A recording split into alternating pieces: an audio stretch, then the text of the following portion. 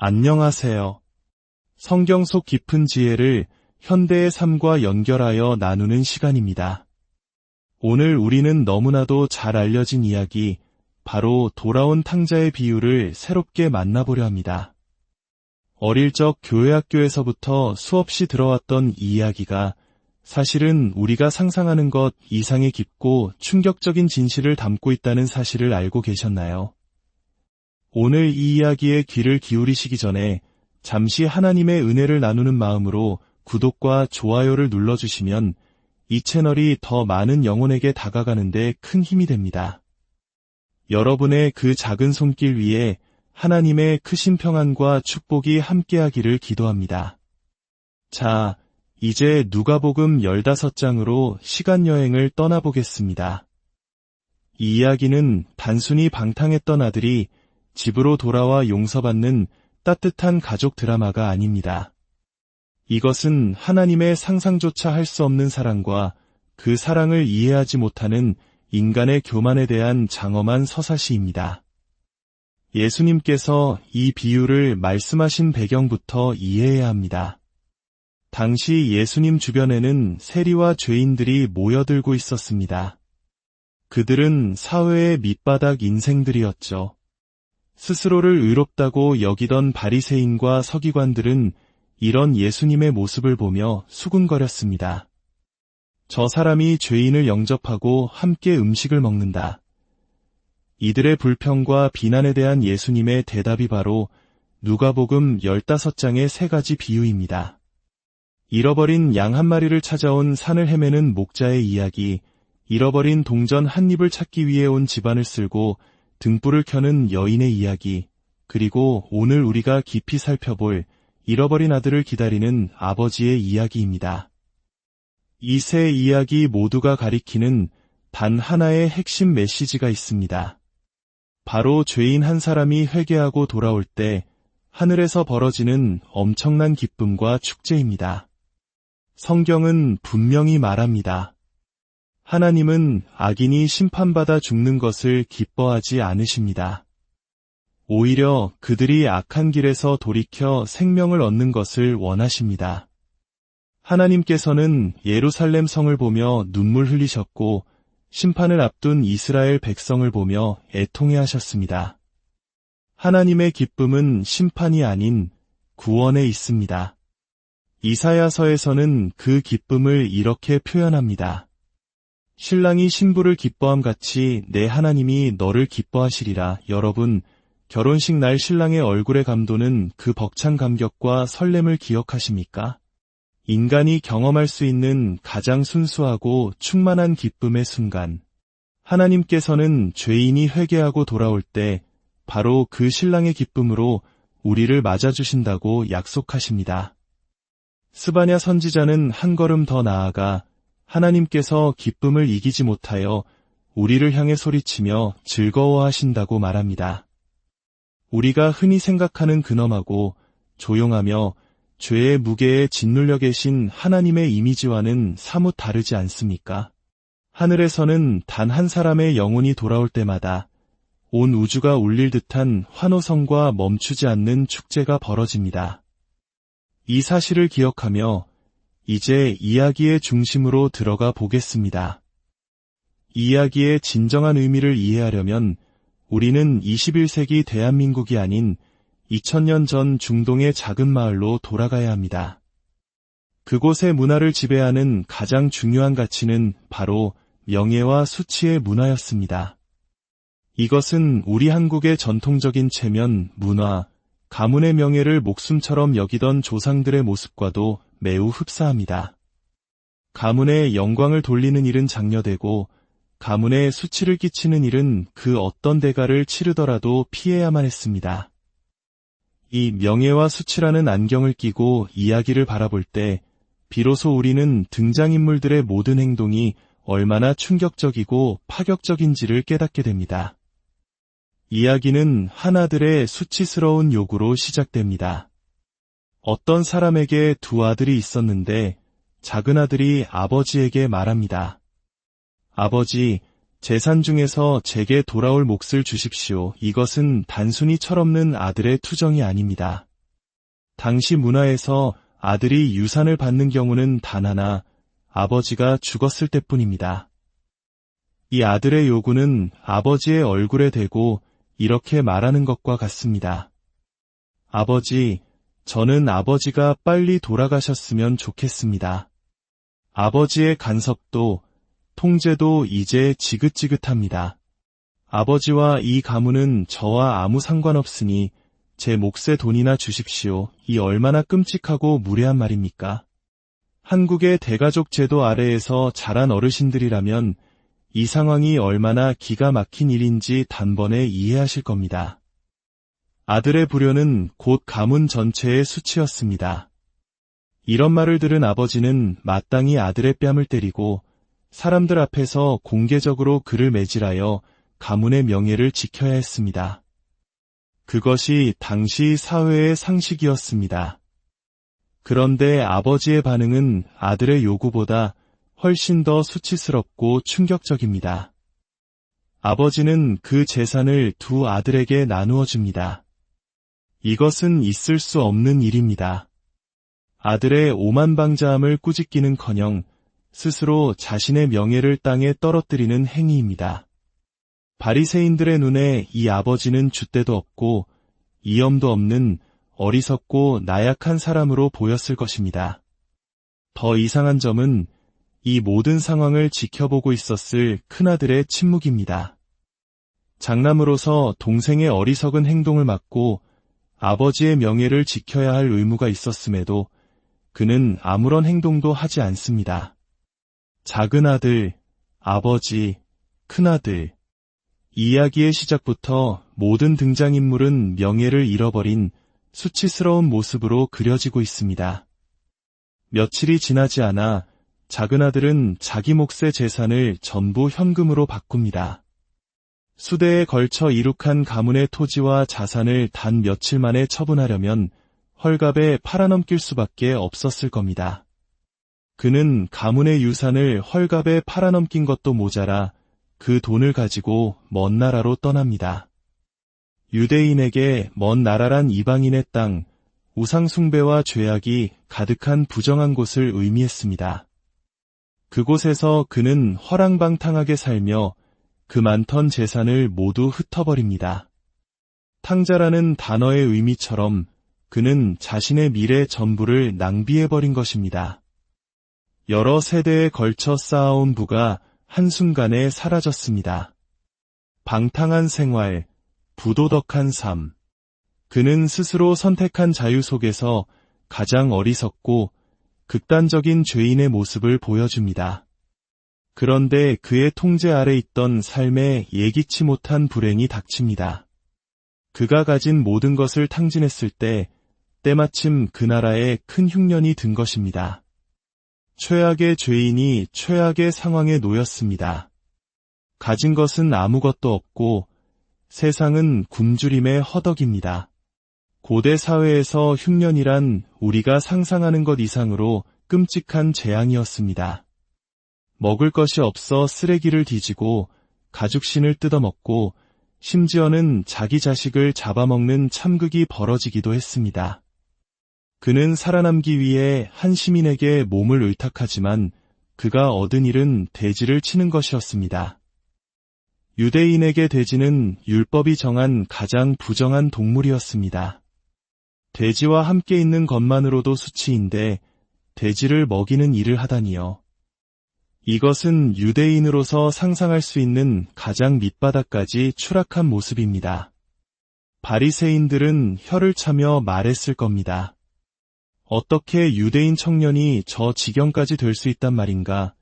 설상가상으로 그는 너무 굶주린 나머지 돼지가 먹는 쥐염 열매로 배를 채우려 했지만 그것마저 주는 이가 없었습니다. 쥐염 열매는 사람이 소화할 수 없는 열매입니다. 그는 이제 돼지 우리 안에서 돼지와 같은 존재가 되어 돼지의 음식을 탐하는 신세가 된 것입니다. 예수님께서는 이렇게까지 극단적인 죄인의 모습을 그리셨을까요? 바로 이 자가 예수님께 나아오던 세리와 죄인들, 바리새인들이 경멸하던 바로 그 사람들의 모습이었기 때문입니다.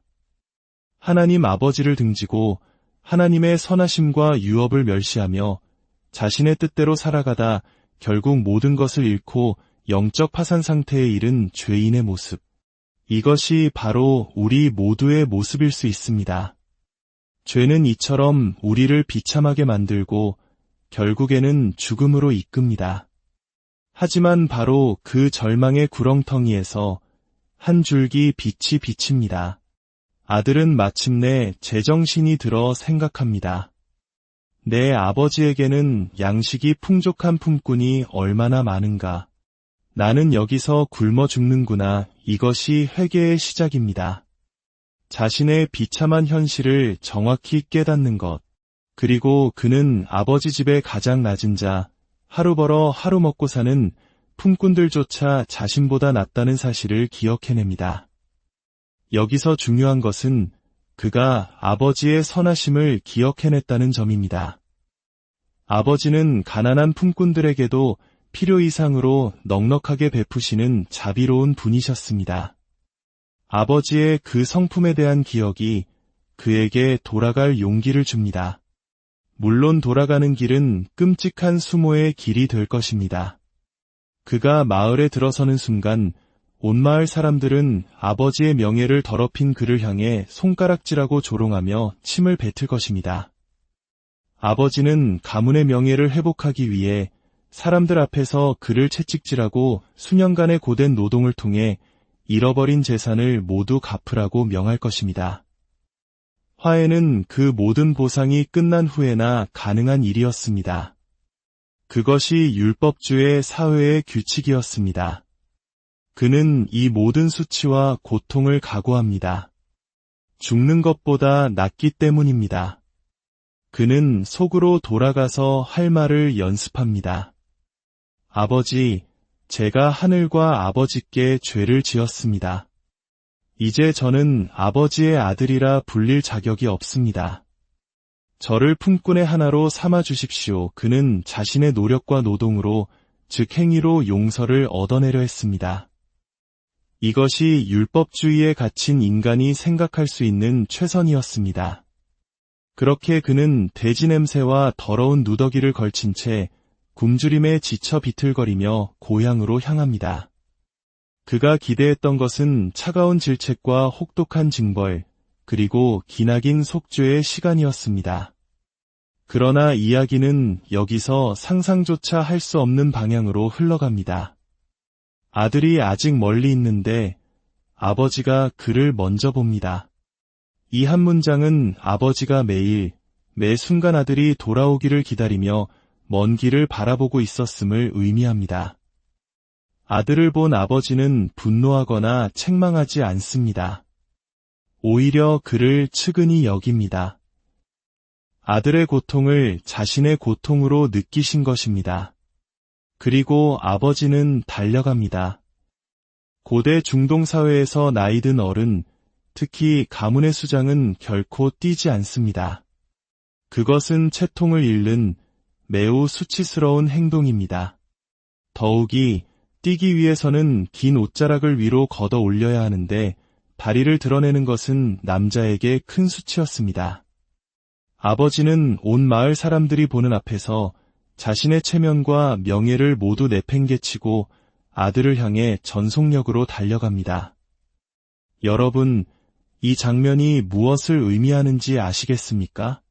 아버지는 아들이 마을 사람들에게 손가락질당하고 비난받기 전에 자신이 먼저 달려가 아들이 받아야 할 모든 수치와 조롱을 스스로 뒤집어 쓴 것입니다.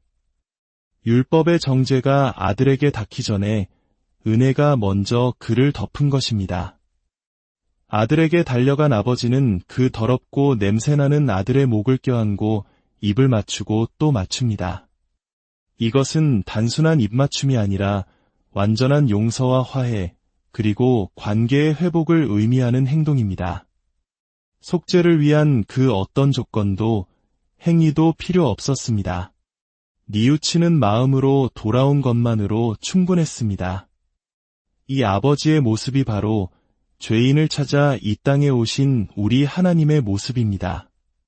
하늘 보좌의 모든 영광을 버리고 인간의 몸이라는 수치스러운 모습으로 이 땅에 달려오셔서 우리가 받아야 할 십자가의 모든 저주와 수치를 친히 담당하신 예수 그리스도의 모습입니다. 아버지의 품에 안긴 아들은 준비했던 말을 꺼냅니다. 아버지, 제가 하늘과 아버지께 죄를 지었습니다. 저는 더 이상 아버지의 아들이라 불릴 자격이 없습니다. 하지만 거기까지였습니다. 그는 저를 품꾼의 하나로 삼아 주십시오라는 말을 차마 꺼내지 못합니다. 아버지의 상상을 초월하는 은혜와 사랑 앞에서 자신의 노력으로 무언가를 갚겠다는 생각이 얼마나 어리석었는지를 깨달았기 때문입니다. 그는 값없이 주어지는 완전한 아들의 자격을 그저 감사함으로 받아들였습니다. 아버지는 종들에게 소리칩니다. 제일 좋은 옷을 내어다가 입히고 손에 가락지를 끼우고 발에 신을 신겨라. 제일 좋은 옷은 아버지의 옷, 즉 아버지의 명예와 존엄을 상징합니다.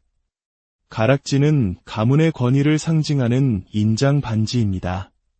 신발은 노예나 품꾼이 아닌 아들만이 신을 수 있는 신분의 상징입니다. 하나님께서는 회개하고 돌아온 죄인에게 이처럼 완전한 명예와 권위, 그리고 아들의 신분을 회복시켜 주시는 분입니다. 그리고 아버지는 살진 송아지를 잡아 잔치를 열라고 명합니다. 살진 송아지는 보통 장남의 결혼식과 같은 가장 중요한 날을 위해 준비해두는 것입니다. 온 마을 사람들을 먹일 수 있는 큰 잔치가 벌어집니다. 왜냐고? 아버지는 외칩니다. 내 이 아들은 죽었다가 다시 살아났으며 내가 잃었다가 다시 얻었노라. 이것이 바로 하늘에서 벌어지는 기쁨입니다. 죄로 인해 죽었던 영혼이 다시 살아나고 하나님을 잃었던 자녀가 다시 아버지의 품으로 돌아왔을 때 하나님께서는 그 기쁨을 감추지 못하시고 온 천국과 함께 영원한 축제를 여시는 것입니다. 그런데 이 기쁨의 축제에 참여하지 못하는 한 사람이 있었습니다. 바로 큰아들입니다. 그는 밭에서 일하고 돌아오다가 집에서 들려오는 음악과 춤추는 소리를 듣습니다. 그는 아버지와 아무런 소통도 관계도 없었기에 무슨 일이 일어났는지 전혀 알지 못했습니다. 종에게 자초지종을 들은 그는 분노하여 집에 들어가려 하지 않습니다. 이 큰아들의 모습이 바로 예수님을 비난하던 바리새인들의 모습입니다.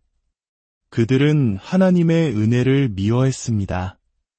죄인들이 아무런 대가 없이 용서받고 하나님 나라의 잔치에 참여하는 것을 참을 수 없어 했습니다. 그들은 자신들의 의로운 행위와 노력으로 하나님의 인정을 받아야 한다고 믿었기 때문입니다. 아버지는 이번에도 집 밖으로 나와 분노한 큰아들을 타이릅니다. 하나님께서는 율법주의에 빠진 위선자들에게도 똑같이 긍휼을 베푸시며 잔치에 들어오라고 초청하십니다.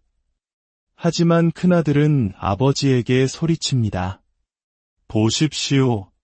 제가 여러 해 아버지를 섬겨명을 한 번도 어긴 적이 없는데 저에게는 염소 새끼 한 마리도 주어 친구들과 즐기게 하신 일이 없습니다. 그런데 아버지의 살림을 창녀들과 함께 삼켜버린 이 아들이 돌아오니 그를 위하여 살진 송아지를 잡으셨습니다. 그의 마음속에는 사랑이나 긍휼 대신 분노와 시기심, 그리고 자신의 공로를 인정받지 못한 것에 대한 억울함만이 가득했습니다. 그는 아버지 곁에 있었지만 아버지의 마음을 전혀 알지 못했습니다. 그는 육체적으로는 집에 있었지만 영적으로는 동생만큼이나 아버지를 떠나 있었던 또 다른 탕자였습니다. 아버지는 부드럽게 대답합니다. 얘야, 너는 항상 나와 함께 있으니 내 것이 다 내 것이다. 다만 이 내 동생은 죽었다가 살아났으며 내가 잃었다가 얻었기로 우리가 즐거워하고 기뻐하는 것이 마땅하다. 이야기는 여기서 끝이 납니다. 큰아들이 아버지의 초청을 받아들여 잔치에 들어갔는지 아니면 끝까지 분노 속에 머물렀는지 성경은 말해주지 않습니다. 왜일까요? 예수님께서는 그 결말을 이야기를 듣고 있던 바리새인들에게 그리고 오늘 이야기를 듣는 우리에게 맡기셨기 때문입니다. 하지만 이야기에는 기록되지 않은 진짜 결말이 있습니다. 분노한 큰아들, 즉 바리새인들과 율법주의자들은 결국 어떻게 행동했을까요? 그들은 은혜로우신 아버지를, 즉 성육신하신 하나님이신 예수님을 나무에 매달아 죽였습니다. 그들은 하나님의 명예를 지킨다는 명분 아래 가장 위로운 심판을 행한다고 믿으며 아버지를 죽음으로 내몰았습니다. 그러나 가장 큰 아이러니는 여기에 있습니다. 아버지는 그들의 손에 맞아 죽으심으로써 방탕한 작은아들이든 이선적인 큰아들이든 회개하고 돌아오는 모든 죄인들의 죄값을 대신 치르셨습니다. 예수님께서는 히브리서 기자의 말처럼 그 앞에 있는 기쁨을 위하여 십자가를 참으사 부끄러움을 개의치 아니하시더니 라고 하셨습니다. 그 기쁨이란 바로 저와 여러분 같은 죄인들이 구원받아 아버지의 집에서 열리는 영원한 잔치에 참여하는 것입니다. 사랑하는 여러분, 당신은 어떤 아들이십니까? 집을 나간 탕자입니까? 아니면 집안에 머물며 아버지의 마음을 아프게 하는 탕자입니까? 어느 쪽이든 상관없습니다. 우리 아버지는 두 팔을 벌리고 당신을 기다리고 계십니다. 당신이 받아야 할 모든 수치를 대신 짊어지고 당신을 향해 지금도 달려오고 계십니다. 그 놀라운 은혜의 품에 안겨 하늘의 기쁨에 참여하는 복된 삶을 사시기를 주님의 이름으로 축원합니다. 사랑의 하나님 아버지, 오늘 말씀을 통해 우리를 향한 아버지의 사랑이 얼마나 크고 놀라운지 다시 한번 깨닫게 하시니 감사합니다. 때로는 세상 속에서 방황하는 작은 아들처럼, 때로는 교회 안에서 교만과 판단으로 가득한 큰아들처럼 살아왔던 저희의 죄를 용서하여 주옵소서. 이제 모든 율법적인 생각을 내려놓고 오직 값없이 주시는 아버지의 은혜를 의지하여 담대히 나아갑니다. 저희를 안아주시고 입 맞춰주시고 하늘의 잔치에 참여하는 기쁨을 누리게 하여 주옵소서. 이 모든 말씀 우리를 위해 기꺼이 수치를 담당하신 주 예수 그리스도의 이름으로 기도합니다.